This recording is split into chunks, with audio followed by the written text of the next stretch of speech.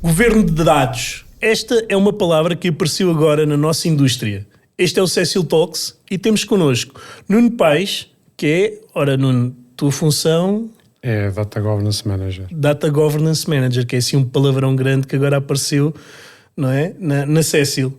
Sim, é um palavrão, mas ele basicamente é o mais simples possível. Ou seja, o Data Governance Manager é aquela pessoa que vai conseguir arranjar consenso entre os vários interlocutores de um programa de dados. Não, diz-me uma coisa, é assim, isto é uma palavra também e uma função que apareceu cá na Cecil em fevereiro, não é? Estás cá connosco cá... Estou na Cecil desde fevereiro deste ano. 7 meses, não é? Quase 9. Quase 9, quase um ano de casa. Olha, e diz-me uma coisa, para quem não te conhece, como é que tu aqui vens parar? De quem é que tu és? Ok. Pronto, eu sou o Nuno e sou nascido e criado em Viseu, na terra das rotundas, não sei se sabem, mas eu convido toda a gente a ir a Viseu a contar o número de rotundas. Vamos encontrar sempre um número diferente. Fiz lá todo o meu percurso profissional, académico, digo, e há cerca de 20 anos vim para Lisboa trabalhar, como toda a gente vem trabalhar dos meios pequenos para um momento maior, e passei praticamente por quase todos os bancos, os grandes bancos portugueses, e basicamente todo esse percurso foi feito ou em banca ou em seguros. A minha componente mais técnica foi desde análise de requisitos, desenvolvimento de soluções, desenvolvimento de programas de dados, e depois tive ali 2 oportunidades de entrar em clientes finais. Um foi o Banco CTT e outro foi a AGA Seguros, antes do IPAT Cecil, onde então comecei a entrar pelo Governo de Dados e começar um bocadinho a esmiuçar um bocadinho este tema. Depois vim para a Cecil. Pois que é um bocado estranho, não é?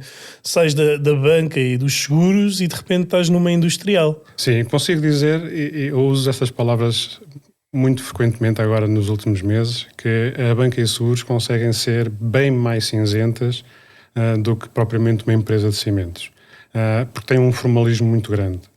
Eu vim para a Cecil exatamente porque foi-me apresentado este desafio, o Ricardo e o Pedro apresentaram-me este desafio, e ao princípio foi, uau, é uma oportunidade diferente, ou seja, não se encontra muitas oportunidades como estas, de começar algo com uma tela em branco e começar a fazer coisas de raiz. Normalmente estas empresas maiores, ou que já têm muitos anos de mercado com os dados, já têm muitos vícios e muitas coisas instituídas, muitos processos, e já não se consegue fazer isto de uma forma tão fácil ou ágil. E montar um programa destes de início foi desafiante, ou seja, eu tomo sempre as minhas decisões muito ponderadas, mas foi um misto entre ser ambicioso para encarar um desafio desta magnitude, mas também um bocado com receio porque eu não percebo nada de cimentos, não é? É assim, não percebes nada de cimentos, mas estamos cá para te explicar tudo sobre cimentos e sobre materiais cimentícios. Exato, ou seja, eu confio, e o Data Governance entra um bocadinho por aí, ou seja, tentar alinhar todos estes conceitos e saber nos suportar exatamente as pessoas que realmente sabem do tema. Então, consegues-me explicar assim, por algumas palavras, o que é o Data Governance e o que é que ele faz? Claro. Portanto, Data Governance é tentar arranjar uma harmonia entre 3 grandes pilares, ou seja, pessoas, processos e tecnologia. As pessoas são realmente o mais importante, não é? Toda a gente já ouviu falar daquela pessoa que vai de férias ou adoece e toda a gente treme porque o conhecimento está com ele, não é? E então a Data Governance arranja mecanismos e ferramentas para que esse conhecimento seja vertido para dentro da organização e nós não tenhamos de estar sempre dependentes desses pequenos silos de informação que existe em cada uma da mente dessas pessoas. Depois a componente de processos, que é a parte, se calhar, menos sexy do Data Governance, tem a ver com toda aquela parte burocrática de políticas, processos e de melhores práticas que é um conjunto grande de documentação que tem que ser feita, é parte bem sexy, como eu disse, mas obriga-nos a ter algum tipo de controle e obriga-nos a ter algum tipo de caminho para nós consigamos depois fazer os processos, fazer os nossos processos. E depois a parte da tecnologia. A parte da tecnologia é só simplesmente um veículo para nós conseguirmos atingir o nosso fim, não é? Ou seja, esta tríade aqui é bastante importante. Depois, à volta, existe um conjunto de disciplinas, sejam desde qualidade de dados, a metadados, a segurança da informação, a própria arquitetura de dados, que nos vai permitir engordar, por assim dizer, este tipo de programa com aquele core central de pessoas, tecnologias e processos, e depois todas as disciplinas à volta, que também estão assentes em cima desse ponto, não é? Todas estas tecnologias ou todas estas disciplinas vão estar sempre assentes em pessoas, tecnologia e processos. Ok, estes 3 pilares são os pilares da Data Governance? São um dos principais pilares. Ele tem muito mais, ou seja, eu atalhei aqui um bocado de caminho, exatamente porque ele consegue ser bastante denso. O Data Governance, um gestor de Data Governance, alguém está à frente de um programa deste género, tem mais ou menos não, tem que conhecer funcionalmente todas estas disciplinas e tentar arranjar a harmonia entre elas. E a forma de que se calhar nós consigamos arranjar este tipo de harmonia é trazer ou seja, verter esse conhecimento das pessoas para dentro dos tais processos e por dentro da tal tecnologia. Portanto, esse conhecimento é despejado em processos. O conhecimento também é vertido em tecnologia, ou seja, vamos imaginar que eu tenho um catálogo de dados, e esta é uma das peças fundamentais que eu considero fundamental para a Data Governance. Eu vou ter um catálogo de dados que tem todas estas pequenas nuances, todo este pequeno conhecimento das pessoas, e esse catálogo vai estar disponível para toda a gente. Ou seja, eu consigo montar algo que não está limitado a uma determinada pessoa, mas vai estar disponível a acesso a ele como um todo. Ok, Nuno. Olha, diz-me uma coisa. Tu, ao início, disseste que foi uma oportunidade de começares a trabalhar numa tela em branco, não é? O que é que tu encontras? Pronto, já percebemos a função aqui de um da Data Governance, não é? Mas quando tu chegas a Cecil é evidente que já há algum trabalho feito. O que é que tu encontras, não é? Certo, ou seja, não foi propriamente uma tela em branco, porque já havia um trabalho preparatório, tanto do Ricardo como do Pedro, para já montar uma equipa, montar toda uma arquitetura de dados, que vai desde a captura da informação em sensores, por exemplo, no chão de fábrica, até à disponibilização dessa informação em dashboards ou reports. Portanto, já havia toda essa preparação. Eu simplesmente vim para desajudar um bocado, porque acredito que pode ser um bocado disruptivo o governo de dados, mas vim tentar com que esse fluxo de informação seja realmente organizado e que seja transparente para toda a gente. Ou seja, a partir do momento em que ele é contínuo e que toda a gente consiga ver o fluxo dessa informação, consegue ter uma melhor percepção e consegue até tirar melhores decisões ou ter uma tomada de decisão bastante consciente com os dados que tem. Quer dizer que o teu primeiro desafio foi criar esta disrupção? Não, ou seja, porque isto é mais histórico, ou seja, quando o Data Governance sempre existiu, só que ele tinha um nome diferente e era informal, ou seja, nem sequer tinha nome até. Com o advento do RGPD, ou seja, do Regulamento Geral de Proteção de Dados, houve uma proteção muito grande, uma disponibilização muito grande para que nós fizéssemos governo de dados. E aí surgiu mais ou menos o termo de governo.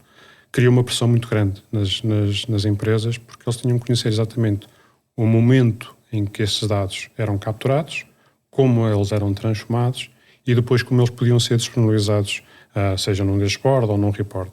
Portanto, isso sempre existiu. A Cecil, o governo de dados veio ajudar um bocadinho a eliminar esses determinados selos de informação que estavam nas pessoas e colocar alguma espécie de ordem no fluxo de informação. Ok, então estás a centralizar estes silos, não é? Num único, que é o single source of truth que falaste, acho que falaste há pouco sobre isto. Diz-me uma coisa, nós estamos a falar de uma empresa que tem várias empresas da área dos materiais, está presente em várias geografias. Cada área há de ser uma área. Como é que é conjugar tudo isto? Como é que é nós agarrarmos nestes silos, não é? Que acabam por ser silos. Como é que nós agarramos em tudo isto e metemos tudo numa origem, não é? Exato, ou seja, esse é um dos principais desafios, até porque as várias geografias têm sistemas próprios e têm sistemas que não são comunicantes. Portanto, o Single Source of Truth, que neste caso está representado pelo nosso UNS, que é chamado Unified Namespace, vai beber de todas estas sistemas periféricos, seja elas de um Salesforce, seja de um SAP, seja até mesmo de um Canary, ou seja de um sensor da fábrica, ou até mesmo um sensor de uma autobetoneira. Portanto, nós vamos tentar capitalizar toda esta informação, todas estas migalhas de informação para dentro deste tal UNS, de uma forma standardizada. Portanto, eu se tiver aplicações consumidoras dessa informação, elas simplesmente não têm que fazer ligação ponto a ponto. Vão àquele sítio buscar essa informação e vão consumir aquilo que realmente pretendem. Não vão ter informação nem a mais, nem a menos. É simplesmente aquilo que realmente precisam para fazer o seu trabalho. Como é que tu fazes esta comunicação com esses softwares, não é? Porque estamos a falar de diferentes áreas, certamente que eles trabalham de maneira diferente, não é? Certo. Isto tem a ver um bocadinho com a arquitetura que foi montada e com aquele trabalho preparatório exatamente que o Pedro e o Ricardo andaram a fazer. Normalmente essas coisas são comunicadas através de mensagens. E a mensagem é um standard da indústria, o próprio UNS é um standard da indústria, não é nada demasiado fancy, por assim dizer, é simplesmente uma boa prática de que nós estamos a suportar, mas as mensagens que todos estes sistemas vão enviar para o UNS são estanques, ou seja, são mensagens fixas, com um conjunto de tópicos, e este tópico vai desde a geografia, vai desde da fábrica da maceira ou do botão, vai desde do sensor que está ali num determinado forno. Ou seja, do lado do IT ou do ERP, temos todas estas tabelas, do SAP temos as BAPIs, temos as RFCs, portanto, todas estas mensagens a serem comunicadas para dentro do UNS são de forma standardizada e governada. Que é o que se quer. Eu vou tentar passar isto para miúdos, como podes imaginar. Esta é uma área que não é bem não é sequer bem, não é do meu domínio. Então quer dizer que nós temos um género de uma central, não é? Temos aqui todos esses softwares e todos esses sensores à volta que transmitem, ora, outputs, não é? Correto. Esses outputs vão todos a esta single source of truth, e depois esta single source of truth transmite os inputs já baseando em tudo isto. É ao contrário, ou seja, okay. Os sensores, ao contrário, é a parte final. Portanto, os sensores enviam a informação de uma forma governada e estandarizada, e as aplicações vão subscrever essa informação. Não é, ou seja, eu subscrevo só aquilo que eu quero. Portanto, o sentido é eu despleto a ação de subscrever uma determinada informação. Ok, e já agora outra pergunta que é, isto vai ter impacto rapidamente em quem? Dentro da organização? Em que equipas ou que funções, digamos assim? O nosso objetivo é que tenha impacto em todo o lado. Ou seja, mas neste momento nós estamos a começar com projetos mais na área para a área financeira, outros para a auditoria. Mas o nosso objetivo é que isto se expanda a toda a gente, porque senão nós não vamos realmente conseguir quebrar os silos. Não é? Os silos, como eu costumo dizer, para armazenar matérias-primas ou para cereais, eles dentro da organização não servem de muito, não é? E pode ser útil eu ter um modelo de dados que eu consiga extrair desse UNS e conseguir montar em cima dele analítica que seja utilizada por toda a gente. Portanto, não só uma determinada departamento ou uma determinada fábrica ou uma área em específico, mas acessa-lo como um todo. Portanto, é a única forma que eu vejo realmente de quebrar com esses selos. De repente vamos começar a todos a trabalhar sobre as mesmas coisas, não é? Exato. Ou seja, o facto de nós quebrarmos o silo implica que eu, no limite, eu não vou ter duas métricas com o mesmo nome a darem resultados diferentes.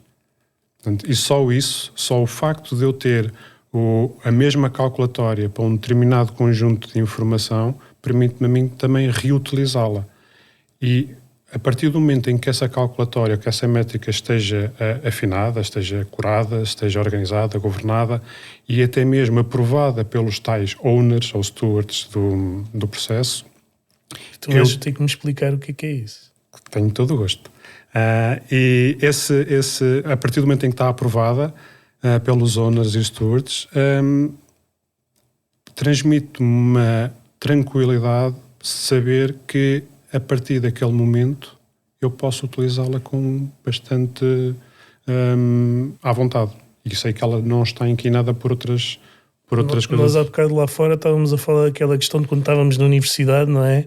Porque fazíamos o Word 1, Word versão 2, Word versão 3, depois já o meu colega estava a trabalhar na versão 4 e eu já tinha a versão 5, no final juntávamos aquilo tudo e dava tipo, até lhe chamaste o Frankenstein, não é?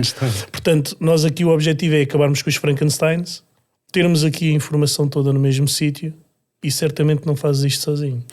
Não, ou seja, a área de Data Governance neste momento sou só um, mas eu tenho toda a equipa de dados que me está a apoiar e está a ajudar, ou seja, eles são realmente as pessoas que vão ser basicamente os grandes embaixadores da equipa de dados. E os Frankensteins, como nós estávamos a falar há bocado e bem, seja, nós não vamos querer que eles aconteçam aqui. E a única forma que existe, e pelo menos o governo gosta muito de aplicar essa fórmula, só para dizer, não há fórmulas perfeitas, não é sequer há fórmulas secretas para ter um programa de governo de dados. Eu se vier com a minha framework ou com o modelo de trabalho da banca para aqui, eu vou falhar redondamente. Não há hipótese. O programa tem que ser realmente desenhado à medida.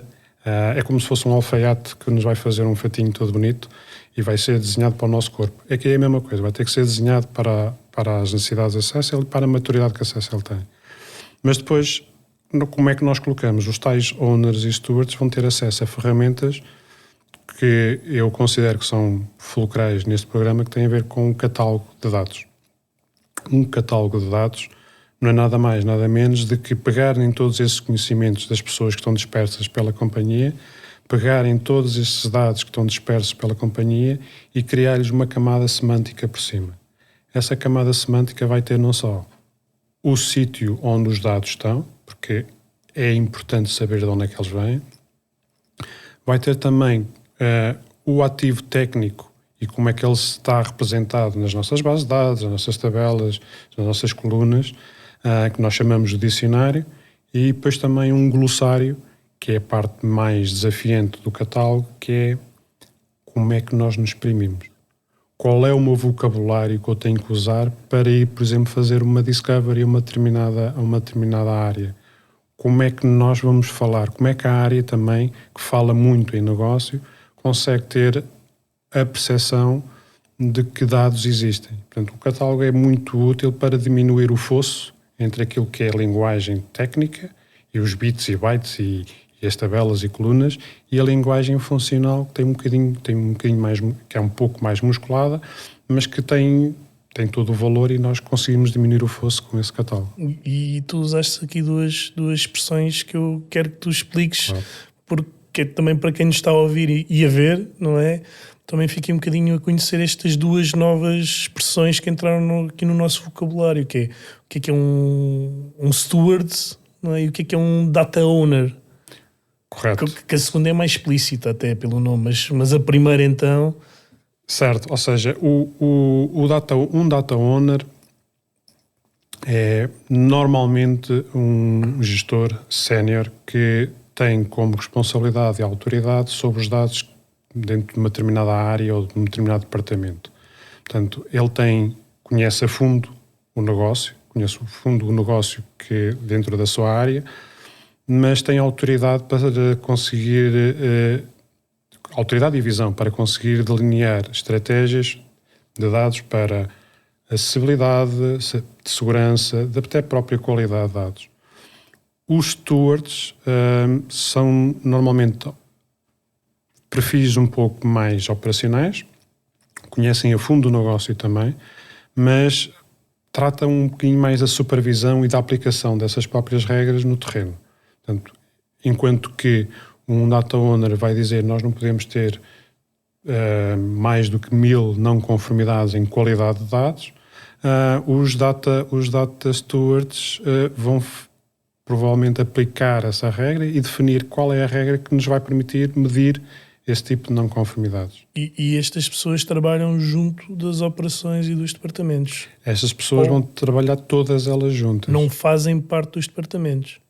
Essas pessoas fazem parte dos departamentos, mas lá está, um dos desafios também do programa de Governo de Dados é pôr todas essas pessoas a falar.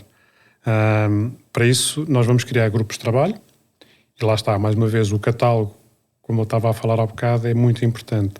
Com o meu catálogo, eu vou ter para cada um destes ativos de dados quem é que é o steward, quem é que é o owner, quem é que é a pessoa do IT, quem é que é a pessoa provavelmente da fábrica, quem é a pessoa da área de dados que levou àquela iniciativa.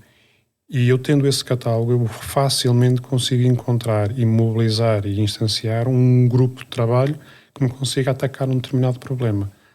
E depois há outros processos que entretanto foram criados, que têm a ver com a forma como nós podemos colaborar, a forma como nós podemos escalar algum tipo de problemas. Portanto, a colaboração vem muito de encontro àquilo que é as ferramentas técnicas que nós estamos a conseguir criar neste momento na CESL, catálogos, dicionários, motores de qualidade de dados. O projeto neste momento então é montar agora tudo isso. Certo, ou seja, nós neste momento estamos na fase de criar os tais caboclos, os tais alicerces para o programa. E é a parte menos sexy porque nós estamos a desenvolver tudo aquilo que são a documentação que nos sustenta.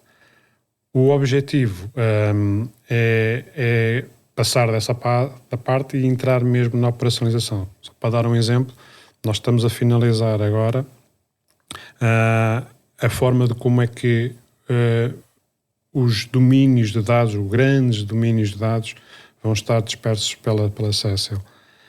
Estes domínios de dados não é nada de muito transcendente, é simplesmente tentar encontrar sinergias entre várias áreas e encontrar ali um encapsulador para esses domínios de dados. E já temos também um trabalho feito a identificar pessoas que podiam ser intervenientes nesses domínios. Estamos a contar, se calhar, nas próximas semanas, ir para o terreno, falar com essas pessoas, formar um pouco essas pessoas naquilo esta parte já é os pilares, não é? É correto. Ou seja, a pilar da tal tríade, né? Pessoas, processos, nós passamos pelos processos, vamos às pessoas e não posso simplesmente dizer agora tu és um owner e tu és um steward. Não, isso não vai funcionar, porque há sempre uma resistência, seja ela a mudança ou não. Neste caso nem é muito mudança, até porque parte deste trabalho que estas pessoas estão a fazer já o fazem. Ou seja, tudo aquilo que é um data owner ou um data steward, as responsabilidades que eles têm, já o fazem. Só que fazem de uma forma informal. Okay. O objetivo aqui é não ser intrusivo. Isto é a parte do processo, não é? Correto. O pilar processo, que foi por onde tu começaste. Depois temos aqui o pilar pessoas, que é aquilo que nós queremos. E depois vamos para a tecnologia. Correto. Que isto é o próximo passo, é o futuro, é o que nós podemos esperar nos próximos meses, então. E isto é o quê? A tecnologia já não é futuro, já é mais presente do que futuro. Portanto, o que é que nós temos já desenvolvido? O tal catálogo, ou seja, temos um catálogo que nós chamamos de Lexi, e a Lexi é uma abreviatura entre léxico ou lexicon, ou seja, dá para as várias geografias, e a imagem de marca é uma coruja, e tem um grito de guerra que é uhul! Nós temos que nos rir porque estes temas podem ser até bastante densos e um bocado enfadonhos. Portanto, a Lexi já existe, ainda está circunscrito a um grupo de key users, de utilizadores principais que nos vão permitir ver o impacto e o alcance que poderá ter e também refinar algumas coisas antes de abrir ao grande público.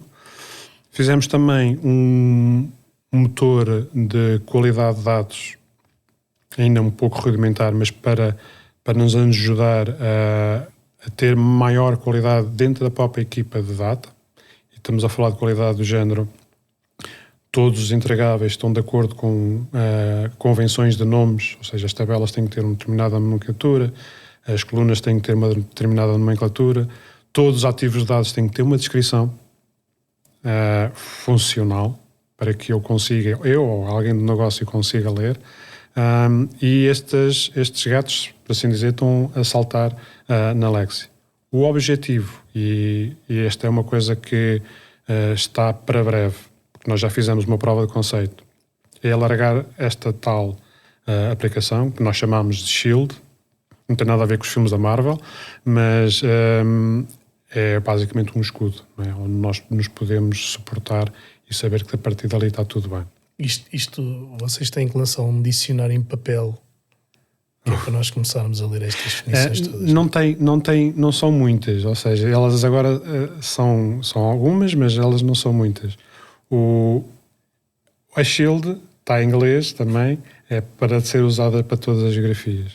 Mas como eu estava a dizer, o grande passo é alargar a Shield, engordar a tal aplicação de qualidade a todos os ativos de dados que existem na Cessa. Isto é muito importante. Eu não vou conseguir capturar não só as não conformidades, se, por exemplo, uma determinada coluna está a ser mal calculada ou uma métrica está a ser mal calculada, mas também vou conseguir colocar dentro dessa aplicação regras de negócio. Eu consigo, se calhar, dizer, um negócio de agregados consegue-me dizer, provavelmente, que tem ali uma pilha de agregados que tem que ter sempre, ou no mínimo tem que ter 5 toneladas, e eu consigo criar uma regra de negócio que, de um momento para o outro, há ali vai abaixo dessas 5 toneladas e ele despleta um alerta para esses utilizadores. Nuno, vamos ter que terminar. Já passou aqui o nosso tempo. Tivemos com o Nuno Paes falando sobre data governance, o que é que tudo isto é. Este foi mais um episódio de Cecil Talks. Nuno, muito obrigado por teres cá estado. E até um próximo episódio. Ficamos a aguardar.